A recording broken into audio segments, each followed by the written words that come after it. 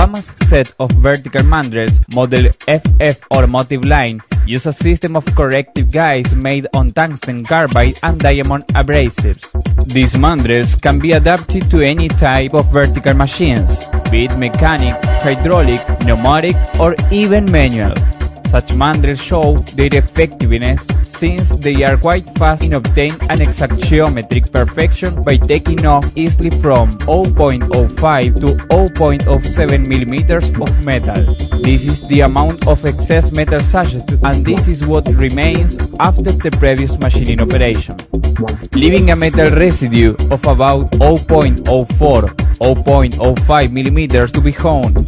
By doing the job in this way, the machining time is considerably reduced without running the risk of leaving board scratches under the home finish. The whole equipment is composed of three main mandrels, which cover any size between 57 to 130 millimeters.